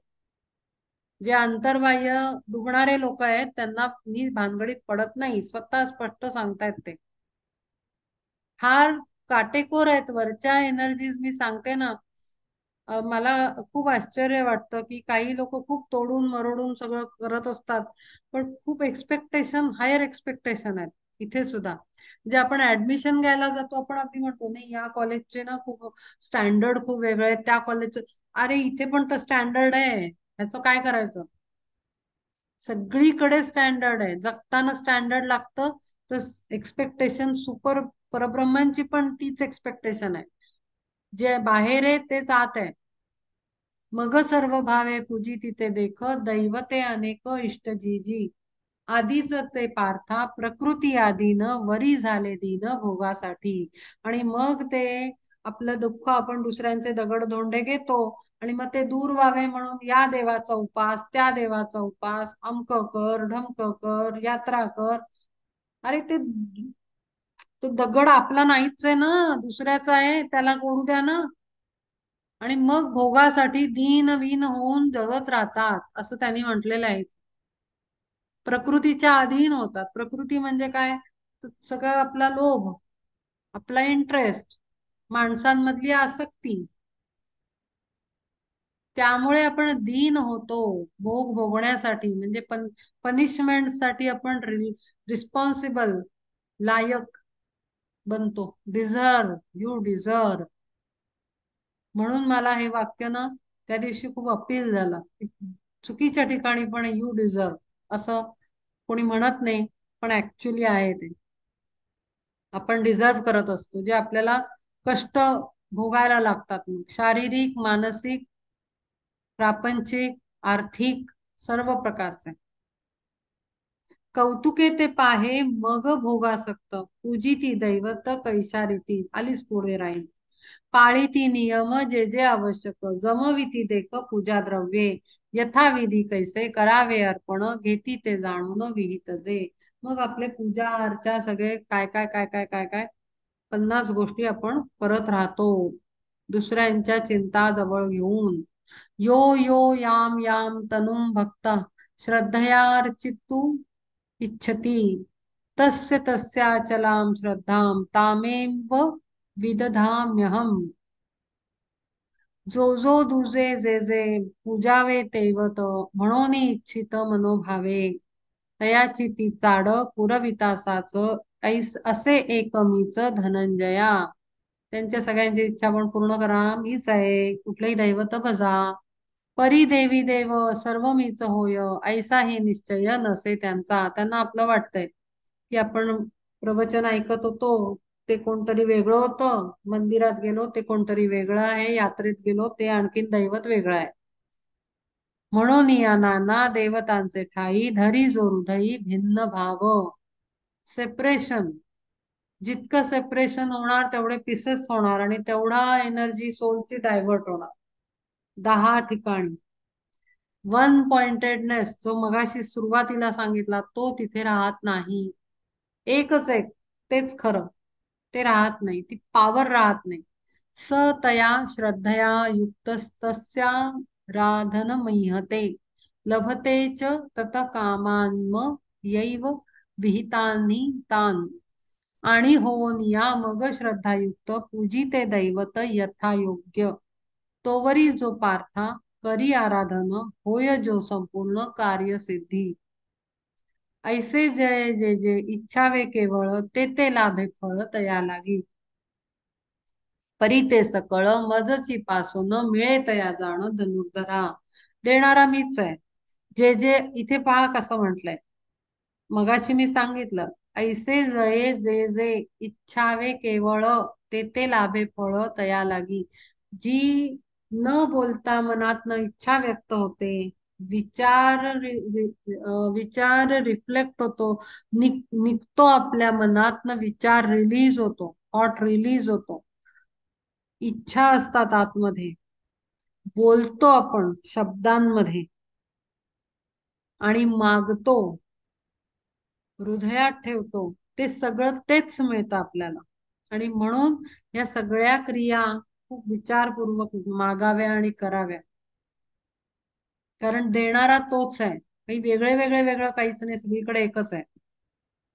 अंतवत्तु फलम तेषाम तद्भवत्य अल्पमेधसाम. देवान देवयजो यान्ति मद्भक्ता यान्ति मामपि. जाणती ना माते सर्वथा ते भक्त, गेले कल्पनेत गुंतो निजे. म्हणून या फळ पावती कल्पित जे का नाशिवंत स्वभावेची. काय सांगू फार ऐसे जे भजन, होय ते साधन भवाचेची. आणि फळ भोग तयाचा संपूर्ण, दिसे जैसे स्वप्न क्षण मात्र. राहो उहापोह असो कोणाचेही, दैवत कैसेही पंडुसुता. परिदेवतांचे करी जो पूजन, देवत्वची जाण लाभे तया. आणि जे मदभक्त तन मन प्राण भावे समर्पून माझ्या ठाई. चालविती नित्य माझेची भजन, मीची होती जाण देहांती ते. आता इथे प्रश्न पडेल ते काय सांगितलंय, देव कोण, मी कोण, देवाला मिळतात मला मिळतात म्हणजे काय फरक आहे. खूप मोठा मेजर डिफरन्स आहे. म्हणजे काय ना, कदाचित पटणार नाही, पण थोड्या दिवसांनी पटेल, होऊ शकतं. एक वेगळी गोष्ट सांगते आता, रियालिटी, फॅक्ट. आपल्याला, आपण गणपती आहे, एक देवी आहे, देवता आहे, हनुमान आहे, राम आहे, कृष्ण आहे. ते राम, कृष्ण, बुद्ध, ख्रिस्त, येशू ख्रिस्त, हे सगळे अवतार आहेत. अवतार म्हणजे काय, की जो सोल एकदम हायर स्टेटला विष्णू स्वरूप झालेला आहे. ट्रिनिटी एनर्जी, ट्रिनिटी म्हणजे तीन आपल्या देवता, तीन शक्ती, ब्रह्मा विष्णू महेश, या ट्रिनिटी गॉड म्हणतात त्याला. ट्रिनिटी, TRINITY, ट्रिनिटी गॉड, तीन गॉड. तीन गॉड मधल्या शक्तींचे स्वरूप आहेत ते. म्हणजे काय, जे सोल इतक्या लेवलवर डेव्हलप होऊन ते त्यांच्याशी एकरूप झाले, शिवस्वरूप, विष्णू स्वरूप, ब्रह्मस्वरूप जे झाले, ते नंतर अवतार घेऊन येतात. अवतार, मग तो अवतार रामाचा आहे, तो अवतार श्रीकृष्णाचा आहे. तर हे सगळे अवतार झाले. त्याच्यानंतर गणपती, देव्या, हे जर बघितलं तर प्रत्येकाचं एक वेगळी वेगळी कॅरेक्टरिस्टिक आहे. म्हणजे आता शिवाचे, महादेवांचे दोन पुत्र आहेत. आता आपण कार्तिकेयाला पूजा करत नाही, पण साऊथला कार्तिकेय भगवान मानला आहे. कार्तिकेयाची पूजा होते, भगवान कार्तिकेय साऊथला, साऊथ इंडियामध्ये. आपण नाही त्याचं पूजा करत काही भागामध्ये इंडियाच्या, पण साऊथला कार्तिकेय भगवानचं मंदिर, कार्तिकेय भगवान मानला जातो, पूजा केली जाते. त्याच्यात ते क्वालिटीज आहेत, कॅरेक्टरिस्टिक्स आहेत. गणपती ही बुद्धीची देवता आहे. तर ह्या कॅरेक्टरिस्टिक्स आणि स्पेशल क्वालिटीज आहेत, त्यांचे ते गॉड आहेत. त्या क्वालिटीजचे गिव्हर आहेत, ते इन्चार्ज आहेत, हेड आहेत. तर जो त्या एनर्जीची पूजा करतो तो फक्त तिथपर्यंत जात, कळलं. आणि परब्रह्म, इथे जो तो मी म्हणतोय, माझेची भजन मीची होती जाण देहांतिते, चालविते नित्य माझे भजन. म्हणजे परब्रह्माचे फरक आहे गोष्टींमध्ये. आणि म्हणून परब्रह्म आणि तो गुरुच्या मध्ये सापडतो. गुरुमध्ये परब्रह्म मिळतं. कारण गुरु स्टेजवर जो गेलेला सोल आहे तो परब्रह्माशी एकरूप झालेला आहे. हा फरक आहे.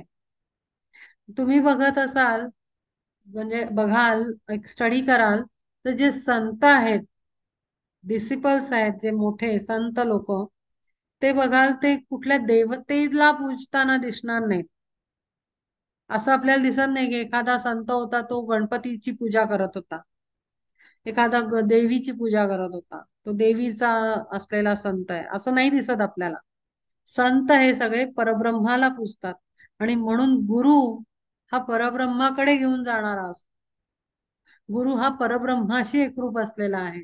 आणि देवी देवता वेगळ्या कॅटेगरीज आहेत.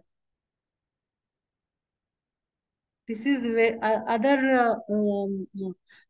स्टेज लेवल अलग आहे. देवी देवता हे हे त्या ह्याचा अ, काय म्हणतो, वेगळं वेगळं आहे दोन्ही गोष्टी.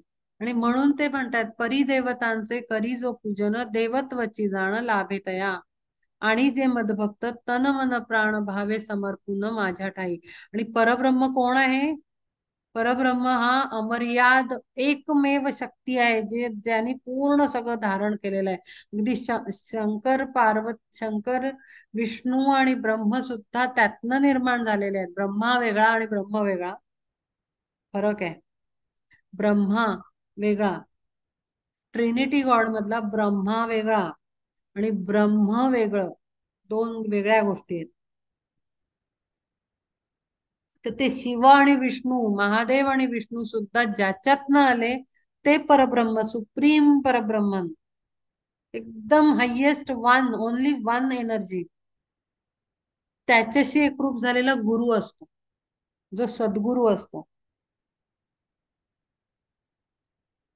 हे अशा पद्धतीनं आहे, ही रियालिटी आहे.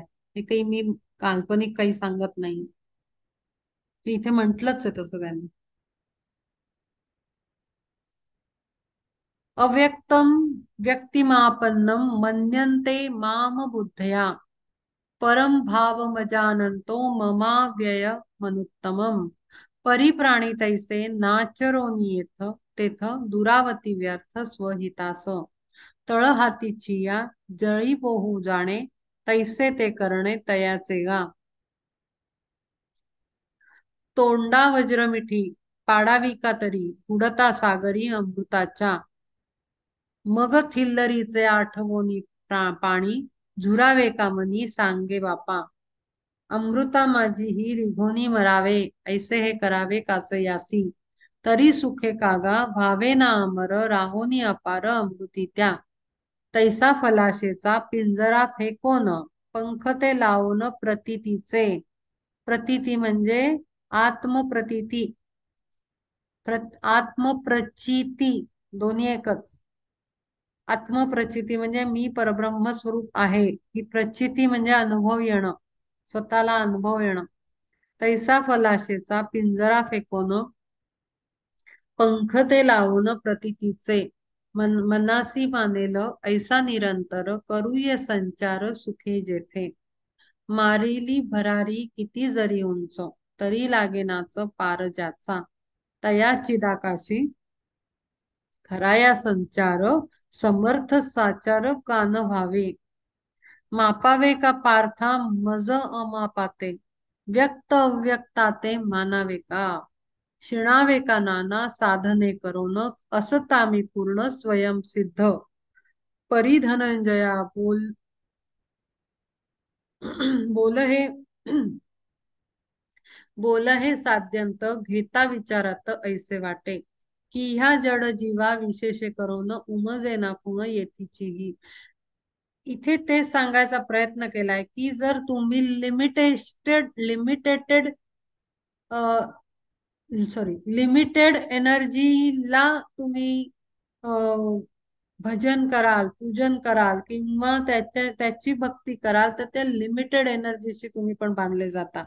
पण तुम्ही जर माझ्याशी पूर्ण मारिली भरारी किती उंजरी उंच तरी लागे नाच पार ज्याचा, असा ज्याचा अंत नाहीये, एंडलेस आहे, अमर्याद आहे, अव्यक्त निराकार आहे, आदी नाही अंत नाही असा असलेला मी त्याच्याशी एकरूप का नाही होत? मापावे का पार्था मज अमापाते, मी अमाप आहे, त्याला माझं मापन कसं करता तुम्ही? लिमिट करू नाही शकत. व्यक्त अव्यक्ताते मानावे का, शिणावे का नाना साधने करून असता मी पूर्ण स्वयंसिद्ध. मी तुमच्या समोर प्रत्यक्ष ठाकलेलं असताना छोटे छोटे साधना करून तुम्ही स्वतःला दमणूक का करताय? आणि म्हणून देवी देवतांचं पूजन सोडायचं सांगितलंय का त्यांनी? असं नाही सांगितलं. आपल्याला धर्म बुडवायचा नाहीये, पण कुठल्याही देवतामध्ये बघत असताना त्या परब्रह्मालाच बघायचं. गुरुला बघताना गुरुच्या शरीराला नाही बघायचं, शक्तीला बघायचं. गुरुला देहात कधीही बघायचं नाही. देह बघितला की लिमिटेशन आहे, आत्मा बघितला की अनलिमिटनेस, टोटल अनलिमिट एनर्जी. त्याला लिमिट नाही करायचं कधी. की या जड जीवा विशेष करून उमजे ना कोण येतीची. जड जीवा म्हणजे मंदबुद्धी जीवांना म्हटलंय त्यांनी. जड जीव म्हणजे ऍक्च्युली फिजिकल बॉडी मध्ये अटॅच्ड असलेले, त्याच्याशी निगडीत असलेले, त्याच्या रिझल्ट आणि सगळ्या ह्याच्याशी संबंधित असलेले. नाहम प्रकाश सर्वस्य योग माया समावृत, मूढोयम नाभिजानाति लोको मामजम व्ययम. आहे पार्थायुग मायेच्या पडळे सर्वथा आंधळे झाले हे. शेवटी या योग मायेचा पडदा आहे, दुसरं काही नाही. म्हणून स्वरूप ज्ञान प्रकाशात माते असमर्थ पहावया. म्हणून स्वरूप ज्ञानाचा प्रकाश पडणं फार आवश्यक आहे. म्हणजे ज्ञान होणं स्वरूपाचं आणि त्याचा प्रकाश, लाईट, त्याच्यामध्ये मी असमर्थ कसा आहे की नाही हा फरक जातो आपला. आपल्याला सत्य ज्ञान होतं. एरवी मी नाही ऐसी वस्तू कोण, जळ रसा विण संभवे का, सांगे कवणाते शिवे ना पवन, व्यापी ना गगन कोणा लागी. असो हे सर्वत्र विश्वी एकमीच, भरोनी असाच राहिलो गा. सर्व विश्वात मीच आहे, दुसरी कुठलीही शक्ती नाही. अशा त्या परब्रह्माचं भजन करा असं श्रीकृष्ण परमात्मा स्वतः सांगतोय. जबकि तो पण अवतार आहे. श्रीकृष्ण हा अवतार आहे, पण तो अवतार सुद्धा परब्रह्माशी एकरूप आहे. आणि म्हणून तो सांगतोय की मीच सर्वत्र आहे. 5 वाजलेत, आपण थांबूया. आपल्याला काही डाऊट्स आणि काही सांगायचं बोलायचं असेल, शेअर करायचं असेल तर आपण ते करूया. विचारायचं आहे हा लीना. बोल. मगाशी बोलण्यात असं आलं, बोलता बोलता असा आला विषय की अवतार म्हणजे गुरु हा जास्त परब्रह्ममय आहे हो हो किंवा परब्रह्माशी डायरेक्ट आहे. हो अवतार वेगळे आहेत आणि तुम्ही अवतारांचं पूजन केलं तर तुम्ही एका लिमिटेड याच्यापर्यंतच पोचता. हा पण मग अवतार म्हणजे कोण? तर ते खरं म्हणजे आपण असंच आतापर्यंत ऐकत आलोय की ते परमेश्वरानेच हो आहे. घेतलेलं. आता ते ते सांगते मी. ऍक्च्युली ना तुम्हाला थोडं आता खूप थिओसॉफिकल टीचिंग्स आहे, ती ती मी शेअर करते. लपवण्यात काही अर्थ नाही आणि न सांगण्यात तर त्याहून काही अर्थ नाही. माहिती पाहिजे म्हणून मी सांगते. आता ती सांगतेय त्याला ऐकून घ्या फक्त. की आपण, आपल्याला वाटतं की हेच आपण जी माणसं आहोत, जेवढी पृथ्वीवर आहोत तेवढीच माणसं आहेत, तर असं नाही झालंय. आपल्याला माहिती असेल कदाचित की लुमेरियन रेस म्हणजे अनेकदा माणसं जन्माला आलीत सायकलमध्ये. आपण जे पृथ्वी निर्माण झाली तेव्हापासून आपणच होत असं नाहीये. एक एक ह्युमन रेस म्हणतात त्याला इंग्लिशमध्ये. तर त्या वेगळ्या वेगळ्या रेसेस येऊन गेल्या, first race, second race, third human race.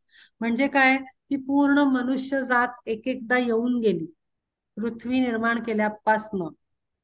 आणि त्या ह्युमन रेसेस मध्ये त्यांचा कॉन्शियसनेस म्हणजे काय, चेतना, कॉन्शियसनेस मला मराठीत चेतना म्हणतात. म्हणजे माणूस म्हणून किती प्रगल्भ आणि प्रगतशील आहे सोल लेवलवर. हा, सोल, नॉट एज्युकेशन. एज्युकेशन बद्दल बोलत नाहीये मी. सोल किती डेव्हलप आहेत. आणि त्या ह्युमन रेस मध्ये जो सोल हायेस्ट मोस्ट डेव्हलप्ड होता, तो अवतार स्वरूप असायचा.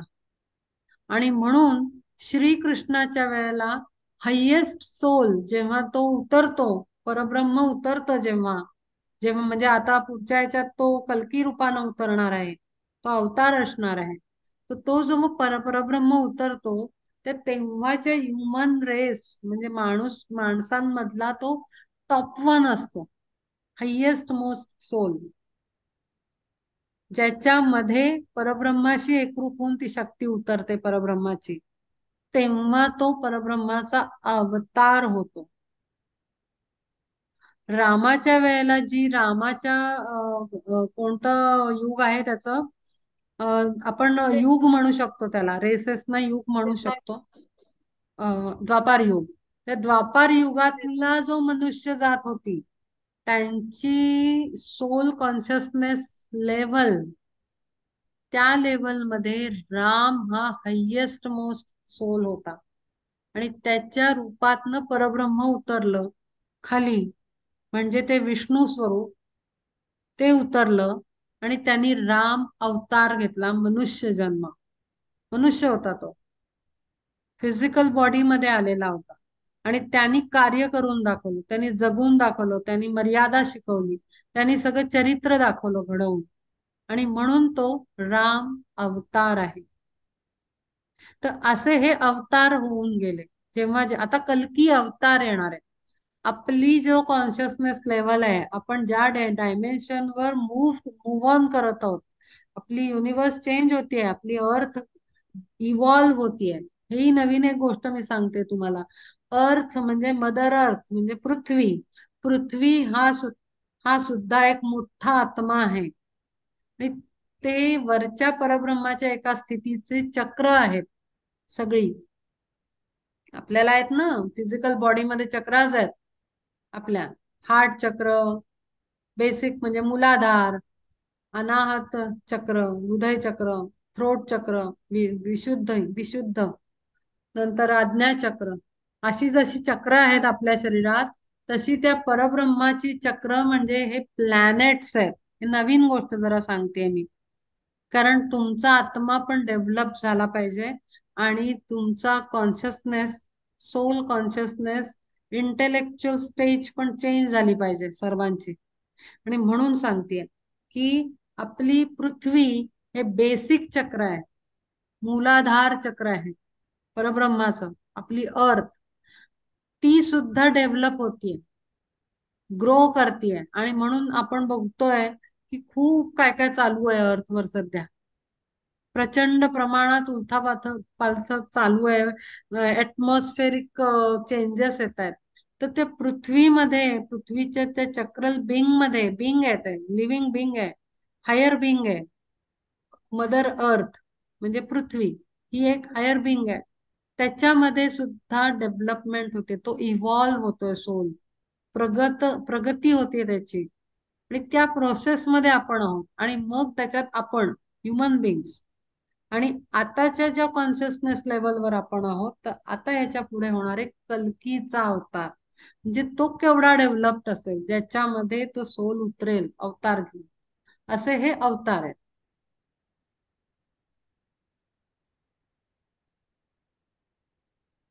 हे ऍक्च्युली आपल्या ह्याच्यामध्ये ना, ग्रंथांमध्ये सगळं लिहिलेलं आहे.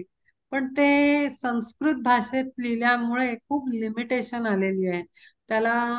अर्थ काढून त्याचे करेक्ट अर्थ निघाले पाहिजेत आणि बऱ्याच भानगडी आहेत. त्यामुळे ते आपल्याला वाचलं तरी ते कळत नाही. आणि ते खूप सिक्रेट लँग्वेज, कोड लँग्वेज मध्ये लिहिलेलं आहे, सगळं आहे. पुस्तकांमध्ये सगळं लिहिलेलं आहे, ग्रंथांमध्ये, पण ते आपल्याला डिकोड नाही करतायत. भाषेची लिमिटेशन आली.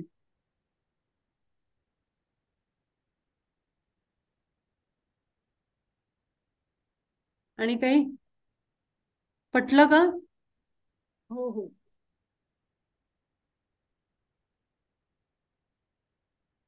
मागे पण आलो होतो एकदा बोलण्यात तुझ्या, म्हणून विचार. नाही, मी ग्रॅज्युअली सांगते, कारण या सगळ्या ऍबस्ट्रॅक्ट कॉन्सेप्ट आहेत. कॉन्क्रीट, ते पण मी सांगितलं होतं मागे, कॉन्क्रीट आणि ऍबस्ट्रॅक्ट. कॉन्क्रीट म्हणजे ढाचा असलेलं, कॉन्क्रीटचं जड शेप असलेलं, दिसलं पाहिजे, हाताला लागलं पाहिजे, ते कॉन्क्रीट. आणि ऍबस्ट्रॅक्ट जे आहे, abstract concrete mind, abstract mind, इथे का हात लावते? चक्र आहे ती, आज्ञाचक्र. ऍबस्ट्रॅक्ट माइंड, थ्रोट चक्र, कॉन्क्रीट माइंड, हे त्याच्या कॅरेक्टरिस्टिक्स आहेत. चक्रांचे क्वालिटीज आणि ते काय म्हणतो आपण, त्याचे एरियाज आहेत डेव्हलपमेंटचे. तर कॉन्क्रीट माइंड मधनं आपण ऍबस्ट्रॅक्ट कडे जायला पाहिजे. म्हणजे काय? तर आज्ञाचक्र डेव्हलप झालं पाहिजे, ओपन झालं पाहिजे. आज्ञाचक्र जेव्हा ओपन होतं, डेव्हलप व्हायला लागतं, तेव्हा आपल्याला ऍबस्ट्रॅक्ट कॉन्सेप्ट कळायला लागतात. आणि त्या ऐकल्यानंतरही डेव्हलपमेंट स्टार्ट होते. दोन्ही आहे, दोन्हीकडनं आहे. म्हणजे ऐकलं की आज्ञाचक्र डेव्हलप होतं, आणि आज्ञाचक्र डेव्हलप झाल्याने आणखीन ज्ञान प्राप्त होतं. आणि म्हणून अपर चक्रास डेव्हलप होणे खूप आवश्यक आहे. स्पिरिच्युअल ग्रोथ मध्ये नुसते लोअर चक्राचं काही काम नाही. अपर चक्रास मधनं आपण डिव्हाइन एनर्जी घेतो, ती मेजरली काम करते. महत्वाची चक्र हृदयापासून वरची आहेत. त्यामुळे आपल्याला ज्ञान मिळवणं आणि ऍबस्ट्रॅक्ट कॉन्सेप्ट इंट्रोड्यूस होणं खूप आवश्यक आहे. आणि म्हणून आता कुठेतरी मला असं वाटतंय की मी शेअर करेन, तर कदाचित ते कुठेतरी कळायला लागेल. आणि म्हणून हे कळल्यानंतर ना, थोडस त्याचा रिझल्ट हा असेल, इफेक्ट हा असेल तुमच्यावर, की तुम्ही कॉन्क्रीट ह्याच्यातनं बाहेर याल. आपल्याला वाटतं हेच जग आहे, एवढंच आहे, एवढंच सगळं आहे, मीच करणार आहे. आपण जे या कॉन्सेप्ट मध्ये दडलो आहोत ना, अडकलो आहोत ना, त्यातून आपण रिलीज व्हायला लागतो. जेव्हा आपल्याला कळतं, अरे मोठं पण काहीतरी आहे, भव्य काहीतरी आहे, आपण इतके इतकेच आहोत, कदाचित त्याच्यापेक्षा छोटे आहोत, तेव्हा मग तो ऍबस्ट्रॅक्ट माइंड डेव्हलप होतो. जसं ऑक्सिजन दिसतो का? नाही दिसत. आपल्याला कार्बन डायऑक्साईड दिसत नाही, वारा दिसत नाही, आपल्याला नुसतं फील होत. आपण काहीतरी घेतो, आपण देतो, झाडं देतात आपल्याला, आपण झाडांना देतो. हे आपल्याला नुसतं सायन्स नाही माहिती, पण आपल्याला ते दिसतं का? कारण ते ऍबस्ट्रॅक्ट आहे. ऍबस्ट्रॅक्ट असतं, ते दिसत नाही. क्रिएटिव्हिटी मागे सांगितलं होतं, हा माणूस क्रिएटिव्ह आहे म्हणून काय तो काही वेगळा दिसतो का? नाही. त्याच्या आतमध्ये कुठेतरी क्रिएटिव्हिटी आहे. म्हणजे काय? त्याची ऍबस्ट्रॅक्ट फॅकल्टी ओपन आहे. क्रिएटिव्हिटी सेंटर हे आहे थ्रोट चक्र. म्हणून हार्ट पासनं वरचे सगळे चक्र महत्वाचे आहेत. ते डेव्हलप होणं महत्वाचं आहे. हार्ट ऍक्टिव्ह झालं की loving kindness, compassion, mercy, inner forgiveness, सगळ्यांना फॉरगिव्ह करायची टेंडन्सी बनते. थ्रोट चक्र आपण डिटेल अभ्यास करतो, थ्रोट चक्र डेव्हलप होतंय आपलं. एक एक वर्डला आपण डिकोड करतोय, फोडून फोडून बघतोय, त्याचे अँगल्स बघतोय. थ्रोट चक्र. आज्ञाचक्र विजडम, इंटेलिजन्स, आपण आपलं ज्ञान वाढतंय, हे चक्र डेव्हलप होत आहे. आणि हे चक्र डेव्हलप झाल्यावर वरचा क्राऊन आपण इन्व्होकेशन करतो, पहिले प्रार्थना करतो, त्याच्याने ऑलरेडी हे क्राऊन ओपन आहे. आणि म्हणून आपण ते रिसीव्ह करतो. जरी आपल्याला वाटत असलं की आपल्यात काय फारशी प्रगती होत नाही, पण तरी होत असते, कारण तो डिव्हाइन फ्लो आहे. अशी सगळी थिअरी आहे. म्हणजे आपण हे नुसतं वाचत नाही आहोत, अशा डायमेन्शन्स वर आपण ओपन पण होतो. असं आहे सर.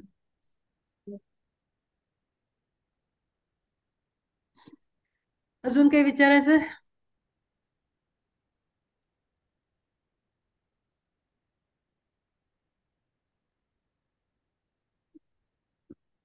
आता कोणी करोना घ्यायला जायचं नाही. म्हणजे काय? दुसऱ्याचा रोग घ्यायला जायचं नाही, दुसऱ्याच्या चिंता घ्यायच्या नाही जीवनामध्ये. एवढं एक फॉलो करा, म्हणजे स्वतःच्या जीवनातली चिंता, रोग आणि पीडा मायनस झालेली सापडेल, अनुभवायला येईल. दुसऱ्याची चिंता, दुसऱ्याचा करोना त्याच्याजवळ, आपलं डोळे आलेत सगळीकडे. आय फ्लू, आपण जातो का? त्याला म्हणतो बघू पण नकोस माझ्याकडे. आपण जात नाही. सेम, तू काढ मार्ग. त्याला म्हणायचं नाही लव्हिंग काइंडनेस, आपण आतमध्ये ठरवायचं. त्याला हे द्यायची, दोन्हीकडनं असतं. हे सगळं टेक्निक डबल साइडेड आहे. डबल साइडेड, तेच तर स्किल आहे. आपल्याला हार्श नाही वागायचंय. माझ्याकडे जेव्हा एखादा व्यक्तीचा फोन येतो किंवा मेसेज जरी आला, मी त्या प्रॉब्लेमला अटेंड करते, सोल्युशन देते जर असेल माझ्याकडे तर. पण नंतर मी घेऊन बसत नाही डोक्यावर, अरे अरे याचं असं झालं. नाही. डिटॅच्ड, अटॅच्ड अँड डिटॅच्ड, ही ही ऍबस्ट्रॅक्ट कॉन्सेप्ट आहे. अटॅचमेंट अँड डिटॅचमेंट, ती स्किल आहे आणि ती शिकायची आपल्याला ह्यातनं. ह्यातनच भगवद्गीता कळते, ह्यातनच ज्ञानेश्वरी कळते. तर हे करायचं आहे आपल्याला, ऐकायचा प्रॉब्लेम, सोल्युशन द्यायचं आणि कर म्हणायचं. आपण डोक्यावर आपल्या घ्यायचं आणि आपली फार ह्युमन टेंडन्सी असते, आणि ही प्रॅक्टिसनी रिड्यूस होते. प्रॅक्टिस, प्रॅक्टिस आवश्यक आहे, ती करायलाच पाहिजे. कारण लहान बाळ थांबत नाही ना रांगायला लागल्यावर, सरकत नाही ते. रांगायला लागल्यावर सरकत नाही, चालायला घ्यायला लागल्यावर रांगत नाही. तसं आपल्याला जेव्हा कळलेलं आहे तेव्हा आपण प्रॉब्लेम घ्यायचा नाही. लहानपणच्या गोष्टी आठवायच्या. लहान मुलांकडनं शिकणार खूप आहे, प्राण्यांकडनं शिकणार खूप आहे. मुंगी थांबत नाही, ती 50दा चढत राहते, चढत राहते, चढत राहते. खूप आहे, आपल्या भोवतीच सगळी स्पिरिच्युअलिटी आहे. ते सगळे जण, त्यांच्यात पण परब्रह्म आहे, ते शिकवतात आपल्याला. एवढं जर कळलं तर त्याला वेगळं शोधायला जायची गरज नाही, बसू तिथे आपल्याला सगळंच मिळून जातं.